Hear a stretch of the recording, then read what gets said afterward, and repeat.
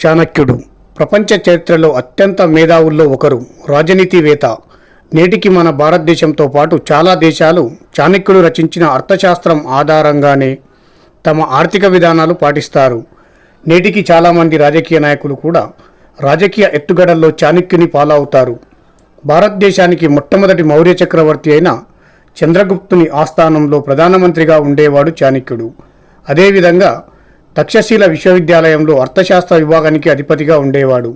ఆ రోజుల్లో తక్షశిల విశ్వవిద్యాలయం ప్రపంచంలోనే ప్రసిద్ధిగాంచిన విశ్వవిద్యాలయం. చాణక్యుడికి కౌటిల్యుడు, విష్ణుగుప్తుడు అని పేర్లతో కూడా పిలిచేవారు. చతుర్విధ పురుషార్థాలలో రెండవదైన అర్థపురుషార్థం గురించి అర్థశాస్త్రాన్ని రచించాడు. ఇవే కాకుండా రాజనీతి శాస్త్రం, ఆర్థిక శాస్త్రం, భౌతిక శాస్త్రం, మనస్తత్వ శాస్త్రంలో కూడా ఆరితేరినవాడు చాణక్యుడు.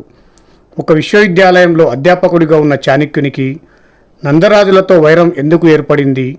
అసలు నందరాజులను ఎందుకు నాశనం చేయాలనుకుంటాడు? చంద్రగుప్తుని రాజు ఎందుకు చేయాలనుకుంటాడు?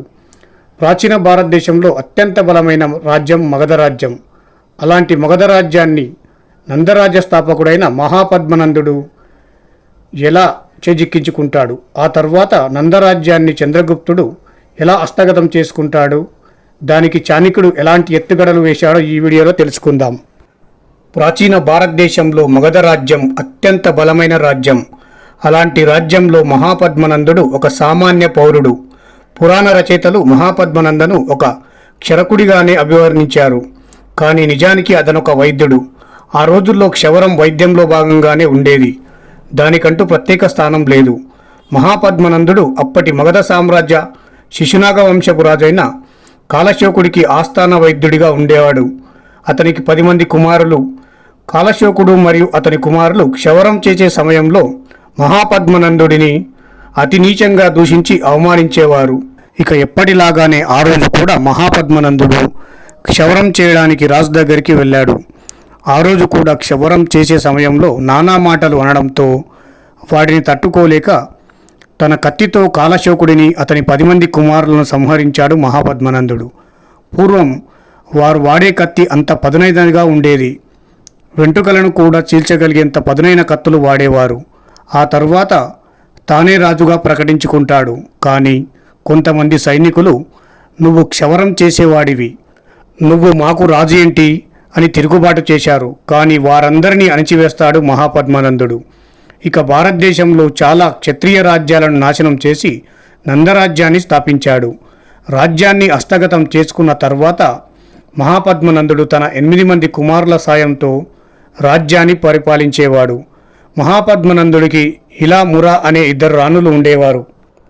ఇలా అనే రాణికి 8 మంది కుమారులు జన్మించారు. మహాపద్మనందుడితో కలిపి వీరిని నవనందులు అనేవారు. ఇక రెండవ భార్యగు మురకు జన్మించినవాడు చంద్రగుప్తుడు. తేజశాలి, బుద్ధిమంతుడగు చంద్రగుప్తుణ్ణి తన సవతి సోదరులు 8 మంది కలిసి ఎలాగైనా ఇతని చంపాలని నానా ప్రయత్నాలు చేయసాగారు. మహాపద్మనందుడికి వయసు పైబడడంతో మరియు చంద్రగుప్తుడు అందరికన్నా చిన్నవాడు కావడంతో రాజ్యపాలన 8 మందికి చేజిక్కింది. చంద్రగుప్తుని చంపాలని ఎన్నో విధాలుగా ప్రయత్నించసాగారు. చివరికి తినడానికి సరైన తిండి కూడా లభించేది కాదు. ఇక చివరకు సత్రాధికారిగా కాలం గడుపుచుండెను. ఇదిలా ఉండగా ఒకరోజు యువ పండితుడైన చాణక్యుడు నందరాజుల సభయందు వచ్చి ఒక ఆసనంపై కూర్చున్నాడు. అది చూసిన నందులు ఆ పేద బ్రాహ్మణుడగు చాణక్యుని తిరస్కార భావంతో చూసి సింహాసనం నుంచి కిందికి లాగారు. వారి మంత్రి అయిన రాక్షసుడు ఇది అక్రమమని, పండితులు పూజనీయులని ఎంత చెప్పినా వినకుండా చాణక్యుని అవమానించారు నందులు. శిగముడి విడిపోయి ఉన్నతాసనం నుంచి లాగబడిన చాణక్యుడు నందులపై ఆగ్రహించి, ఓ నందరాజులారా, అందరి మధ్యలో నన్ను ఇలా అవమానించారు. గుర్తుపెట్టుకోండి, మిమ్మల్ని కూడా ఇదే విధంగా సింహాసనం నుంచి లాగి మీ తలలను నరికి గాని ఈ జుట్టు ముడివేయను అని కోపంతో శపథము చేసి ఆ సభామందిరం నుంచి వెళ్ళిపోయాడు చాణక్యుడు. చాణక్యుడు ఆ విధంగా కోపంతో వెళ్ళిపోవడం చూసిన చంద్రగుప్తుడు వేరొక దారిలో వెళ్ళి ఆయనను కలుసుకొని సాగిలపడి నమస్కరించి నందులు తనను పెడుతున్న కష్టాలను తెలిపి తనని అనుగ్రహింపమని వేడుకున్నాడు. అప్పుడు చాణక్యుడు అతన్ని ఆదరించి, నందరాజ్యమునకు నిన్ను పట్టాభిషిక్తుని చేయడం నా రెండవ ప్రతిజ్ఞ అని చెప్పి అప్పటి నుంచి చంద్రగుప్తుని తన వద్దనే ఉంచుకొని నందవంశ నిర్మూలనకై ప్రయత్నాలు ప్రారంభించాడు. చాణక్యుడు తన మిత్రుడగు సహా ఉపాధ్యాయుడగు ఇందుశర్మను కలిసి తన ప్రతిజ్ఞ తెలిపి ఎలాగైనా నువ్వు వారి మంత్రి అయిన రాక్షసునితో స్నేహం ఏర్పరచుకొని అక్కడి రహస్యములు తెలుసుకొని చంద్రగుప్తుణ్ణి నందరాజ్యానికి రాజును చేయడానికి తోడ్పడవలసిందిగా కోరాడు. అందుకు అంగీకరించిన ఇందుశర్మ నందరాజులతో మరియు మహామంత్రి రాక్షసునితో తలలో నాలుక వలె కలిసిమెలిసి ఉండి రాజ్య రహస్యాలను ఎప్పటికప్పుడు చాణక్యునికి చేరవేసేవాడు. చాణక్యుడు చంద్రగుప్తుణ్ణి వెంటబెట్టుకొని హిమాలయ పర్వత ప్రాంతాన్ని పాలిస్తున్న పర్వతరాజును కలిసి అతనితో స్నేహం ఏర్పరచుకొని నందులను చంపుటకు అతన్ని ప్రోత్సహించాడు.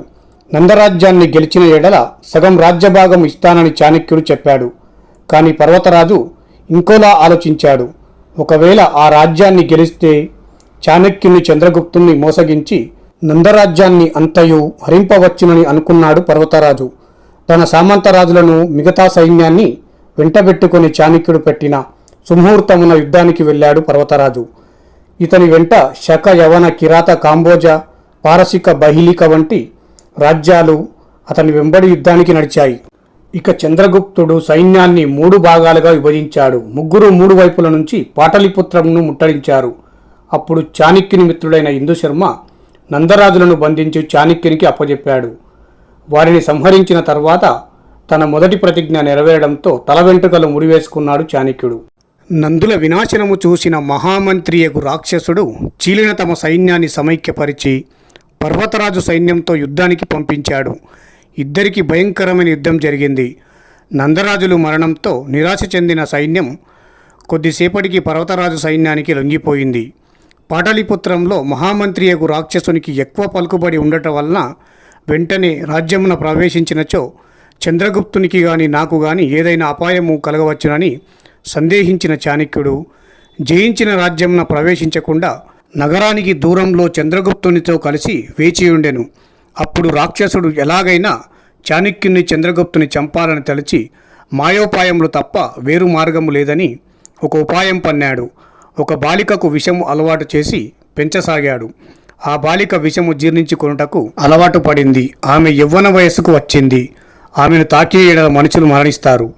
ఆమెను రప్పించి తన దగ్గర విశ్వాసపాత్రుడిగా ఉన్నటువంటి జీవసిద్ధి అను మారువేషంలో ఉన్న చాణక్యుని స్నేహితుడగు ఇందుశర్మను పిలిచి ఈ బాలికను చంద్రగుప్తునకు నేను సమర్పించినని చెప్పి మమ్మల్ని అనుగ్రహింపని చెప్పి పంపాను.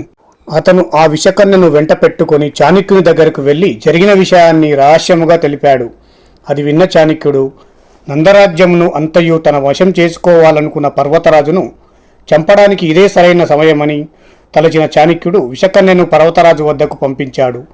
కామందుడకు పర్వతరాజు విషకన్య అని తెలియక ఆ కన్యను కౌగిలించుకున్నాడు. అంతే, విషము తలకెక్కి మరణించాడు పర్వతరాజు. అతని మరణం చూసి కుమారుడు విచారిస్తుండగా బాగురాయనుడు అనే సేనానాయకుడు వచ్చి చెలిమి చేసి నీ తండ్రిని చాణక్యుడు ఎట్లా చంపాడో నిన్ను కూడా చంపుతాడని చెప్పడంతో భయపడిన పర్వతరాజు కుమారుడు మలయకేతువు తన పర్వతరాజ్యానికి పారిపోయాడు. పర్వతరాజు మరణించి అతని కుమారుడు పారిపోవడంతో ఇదే మంచి తరుణమని భావించిన చాణక్య చంద్రగుప్తులు మంగళవాద్యములతో పాటలీపుత్ర నగరంలోకి ప్రవేశించారు. అది సహించని రాక్షసుడు సైన్యమును మరలా ప్రోత్సహించి చంద్రగుప్తుని మీదకు యుద్ధానికి విసుగొల్పాడు. అప్పుడు ఇద్దరికి భయంకరమైన యుద్ధం జరిగింది. ఎలాగైనా చంద్రగుప్తునికి పట్టాభిషేకం జరగకూడదని తలచిన రాక్షసుడు ఎవరు చంద్రగుప్తుని పట్టాభిషేకాన్ని అంగీకరించవద్దని నగరంలో చాటింపు వేయించాడు. ఇక చంద్రగుప్తుని చేతిలో తమ సైన్యం గెలవడం కష్టం అని భావించిన రాక్షసుడు గర్భవతియగు తన భార్యను పుత్రుణ్ణి ప్రాణమిత్రుడగు చందనదాసుని ఇంటిలో రహస్యంగా ఉంచెను. ఇంతటితో ఆగకుండా ఎలాగైనా చంద్రగుప్తుణ్ణి మట్టుబెట్టితేనే చాణక్యుడు లొంగుతాడని భావించిన రాక్షసుడు దారువర్మ అను శిల్పిని పిలిపించి చంద్రగుప్తుడు నగరంలోకి ప్రవేశించినప్పుడు ద్వారము కూలినట్లు చేయమనెను. ఒకవేళ ఇక్కడ తప్పితే ఏనుగు ఎక్కినప్పుడు చంద్రగుప్తుని చురకత్తితో పొడిచి చంపమని మావటిని ప్రోత్సహించెను. ఇక ఇవే కాకుండా రాజవైద్యునితో చంద్రగుప్తునకు విషప్రయోగం చేయమని, అలాగే నిద్రించినప్పుడు దిండుతో చంపమని తన మనుషులతో కట్టుదిట్టమైన ఏర్పాటు చేశాడు రాక్షసుడు. ఈ విషయాలన్నీ తెలుసుకున్న చాణక్యుడు రాక్షసుడు ఏర్పాటు చేసిన వారందరినీ చంపించి చంద్రగుప్తునికి ఎటువంటి అపాయం కలగకుండా రక్షించాడు. తన ప్రయత్నాలన్నీ విఫలమవడంతో సొరంగ మార్గమున నగరం దాటి పర్వతరాజ్యంనకు పారిపోయాడు రాక్షసుడు. అక్కడ పర్వతరాజు కుమారుడగు మలయకేతు దగ్గరికి వెళ్ళి చాణక్యుడని తండ్రి యగు పర్వతరాజును చంపించనని పాటలీపుత్రంను ముట్టడించి నీ తండ్రిని చంపిన పగ తీర్చుకోమని ప్రోత్సహించను రాక్షసుడు. ఈ విషయాలన్నీ వేగుల ద్వారా తెలుసుకున్న చాణక్యుడు చంద్రగుప్తుని పట్టాభిషేకంతో తన భారం తీరలేదని భావించి తన అంతరంగ మిత్రుడగు ఇందుశర్మను పిలిచి, నువ్వు పర్వతరాజ్యము చేరి మలయకేతుని శరణుగోరి రాక్షసుడి విషకన్యను ప్రయోగించి నీ తండ్రిని చంపివేయించాడని చెప్పి వారిద్దరికి విరోధము కలిగేటట్లు చేయమని ఇందుశర్మను పంపాడు చాణక్యుడు.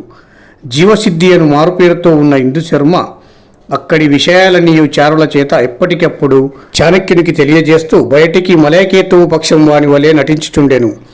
ఇక చాణక్యుడు పాటలీపుత్రంలో రాక్షసుని పక్షం వారు ఎక్కడెక్కడ ఉన్నారో తెలుసుకొనుటకు చారులను నియమించాడు.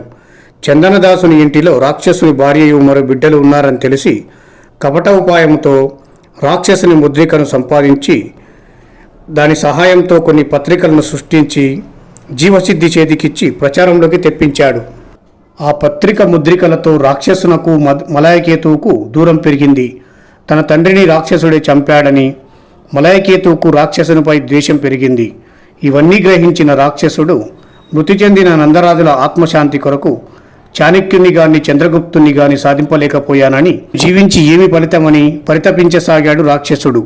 ఎలాగైనా రాక్షసుని లొంగదీసుకొని చంద్రగుప్తునకు మంత్రిని చేయాలని సర్వవిధాలా ప్రయత్నించాడు చాణక్యుడు. కానీ నందపక్షపాతియగు రాక్షసుడు అందుకు అంగీకరించలేదు. రాక్షసుని లోపరచుటకు మార్గము తెలియక విచారించెను చాణక్యుడు. చివరకు రాక్షసుని భార్య పిల్లలు చందనదాసుని ఇంటిలో ఉన్నందున చందనదాసుని రప్పించి రాక్షసుని భార్య పిల్లలను తమకు అప్పగించమని కోరెను. కానీ భక్తి పారాయణుడగు చందనదాసు అందుకు అంగీకరించగా తిరగబడడంతో అందుకు అతనికి ఉరిశిక్ష విధించాడు చాణక్యుడు. ఈ విషయమంతయు తెలుసుకున్న రాక్షసుడు నిరపరాధియగు తన ప్రాణమిత్రుడగు చందనదాసునికి తన మూలంగా ఉరిశిక్ష పడడంతో విచారించెను. చందనదాసునికి ఉరిశిక్ష అమలు చేసే సమయమున అక్కడికి వెళ్ళి తన మిత్రునికి బదులుగా నన్ను ఉరితీయమని వేడుకొనేను రాక్షసుడు. ఇవన్నీ అదునుగా భావించిన చాణక్యుడు, రాక్షసమాత్య, నువ్వు చంద్రగుప్తునకు మంత్రి అగుటకు ఇష్టపడని ఎడల ప్రాణస్నేహితుడైన చందనదాసుకు ఉరిశిక్ష తప్పదు అని చెప్పాను చాణక్యుడు. ఇక చేసేది ఏమీ లేక మిత్ర సంరక్షణే తనకు ముఖ్యమని భావించిన రాక్షసుడు చంద్రగుప్తునకు మంత్రిగా ఉండుటకు అంగీకరించెను.